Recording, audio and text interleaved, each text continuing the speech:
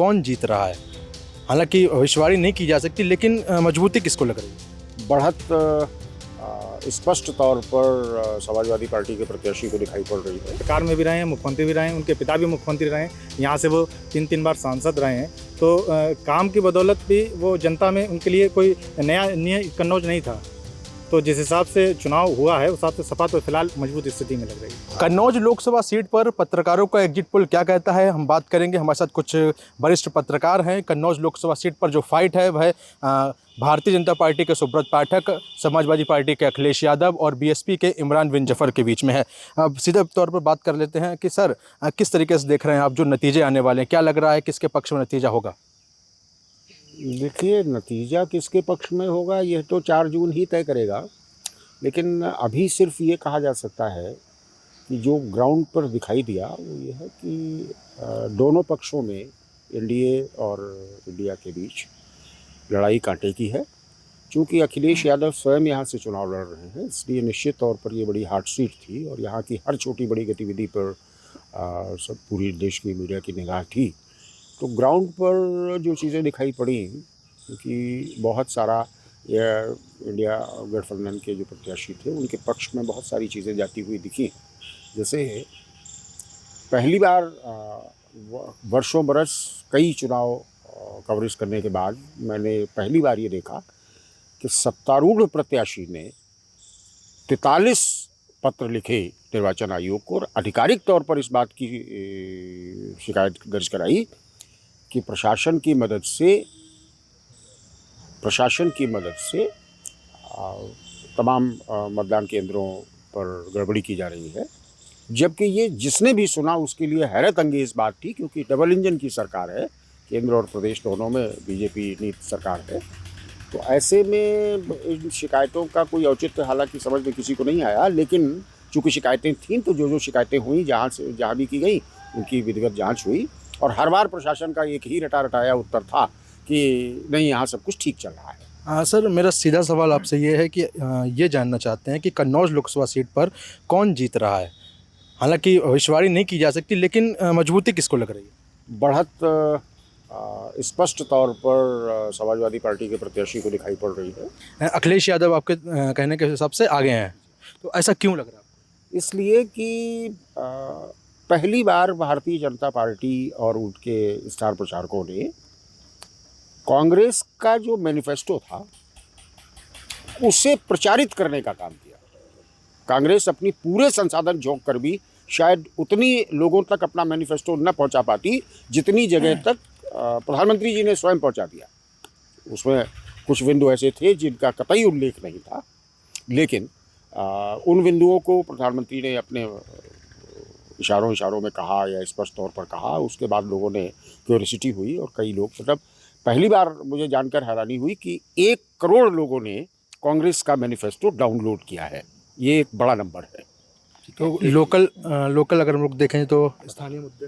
दूसरा ये था कि जिन सांसदों का टिकट रिपीट हुआ उनमें से 42 कन्नौज के भाजपा प्रत्याशी सुब्रत पाठक भी हैं, उनके विरुद्ध एक एंटी इनकम्बेंसी का माहौल निश्चित तौर पर देखा गया। एक दूसरा यह कि जो तिरवा विधानसभा क्षेत्र में कुछ दिन पहले एक अवंतीबाई लोधी की प्रतिमा को लेकर एक विवाद हुआ था, उस विवाद का निस्तारण कराने जब वो भाजपा जिलाध्यक्ष के साथ वहाँ गए तो वहाँ जो कुछ उन्होंने कहा, हो सकता है उनका जो बयान सोशल मीडिया में चला वो मार्फ्ड हो सकता है उसको एडिट कर दिया गया हो, लेकिन उस बयान ने उनका बहुत नुकसान किया। वो वीडियो काफ़ी इम्पैक्ट किया और उसका असर ये हुआ, एक पर्टिकुलर समुदाय, एक विशेष वर्ग उसे खिंच गया।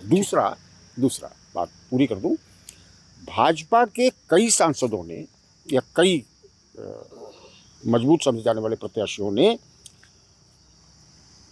एक नैरेटिव डेवलप करने की कोशिश की कि हमें 400 सीटें इसलिए चाहिए क्योंकि हमें संविधान बदलना है। यह बात नीचे तक चली गई। एक दूसरा, पहली बार गठबंधन जो सपा ने कांग्रेस से किया या कांग्रेस ने सपा से किया, इससे जैसे भी आप डिफाइन करना चाहें, ये गठबंधन पहली बार जमीनी तौर पर कार्यकर्ता तक जाता दिखा, आम आदमी तक जाता दिखा और जहां कांग्रेस का प्रत्याशी था वहां कांग्रेस के पक्ष में मतदान हुआ और बम्पर मतदान हुआ। वैसे ही यहाँ भी हुआ।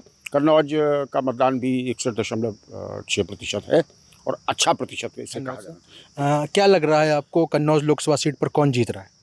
देखिए, हमने जो मतदान के दिन जो भी महसूस किया, गए लोगों से बातचीत किया, उससे निकल के आया लबोलबाब की फ़ाइट तो बहुत तगड़ी है।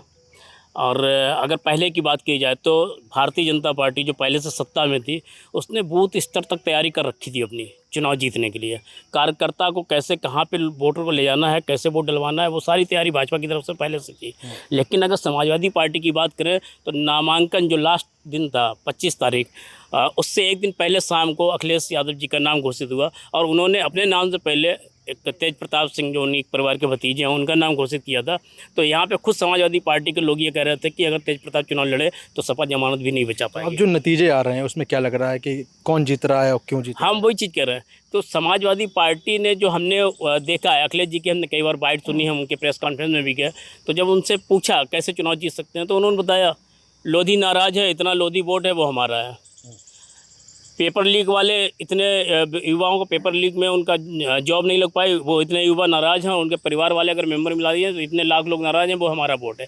ये एक तरीके से हवा में कही हुई बातें हैं। लेकिन हाँ, कुछ चीज़ें हैं जो समाजवादी पार्टी के पक्ष में भी जाती दिखाई पड़े। जैसे उन्होंने अखिलेश जी ने हमने देखा जो उनका वो दौरा हुआ, जो रोड शो किया, उसमें भी बच्चे को एक बस पे अपने रथ पे खड़ा किए थे, साथ में भीमराव अम्बेडकर के तौर पर? हाँ, भेष में खड़ा किए थे और संविधान की बात जो कर रहे थे कि अगर भाजपा आ जाएगी संविधान बदल देंगे, तो बहुत हद तक उन्होंने एससी बोर्ड को अपनी तरफ घुमाने का प्रयास किया। संविधान इम्पैक्ट किया है संविधान की बात। हाँ, अगर हरिजन वोट उनकी तरफ जो जातिगत आंकड़े हैं उन्होंने अगर जैसे लोधी मतदाताओं को रिझाने की प्रयास किया कि अवंतीबाई लोधी को लेके जो हंगामा खड़ा हुआ था, अगर वो कुछ परसेंट उधर खिसक गया और संविधान को लेकर अगर इन्होंने कुछ हरिजन वोट ले लिया। इसके अलावा जो अभी लास्ट टाइम पे राहुल गांधी जी की जनसभा हुई थी, वहाँ एक बहुत बड़ी बात उन्होंने कह दी, अगर मेरी सरकार बनती है तो हम 8,500 रुपये हर महिला के खाते में डालेंगे, खटाखट। वो खटाखट डायलॉग जो है हर किसी की ज़बान पे, इसका मतलब उनकी कही हुई बात हर जन जन तक पहुँच गई है। तो वहाँ पे महिलाओं पे कितना असर पड़ेगा, कितना वोट काट लेंगे, तो वो बहुत मायने रखता है इस चुनाव में। तो उस हिसाब से बढ़त मिल सकती है सब। आप महिलाएं भी हैं और महिला भी हैं और रिपोर्टर भी हैं कन्नौज के वरिष्ठ, तो क्या लग रहा है आपको कि कन्नौज में कौन जीत रहा है? देखिए, जीतने के सवाल पे तो जवाब अभी यही है कि ये तो तय करेगा 4 जून। अगर ये कहें कि हालात क्या लग रहे हैं, तो हालात कहीं ना कहीं लग रहा है कि ठीक ठाक टक्कर है। और उसका रीज़न ये है कि वो व्यक्तिगत नहीं, पार्टी चुनाव लड़ रही है, भाजपा खुद चुनाव लड़ रही है। बहुत सारा वोटर वोट देता है मोदी के नाम पे, योगी के नाम पे, तो इस हिसाब से कांटे का मुकाबला है। और रही बात अखिलेश की, तो अखिलेश का चूँकि यहाँ से जब पुराना जुड़ाव है और जनता की बेहद डिमांड पे वो यहाँ चुनाव लड़ने आए हैं, तो हमने जो खुद लोगों से बात की है और उसमें सारी चीज़ें निकल के आई हैं, तो एक ही जवाब सुनने को मिला है कि जब से ज़िला बना है और ज़िला बनने से पहले जो विकास कराया, कांग्रेस की सांसद रही तत्कालीन राज्य मंत्री शीला दीक्षित ने कराया।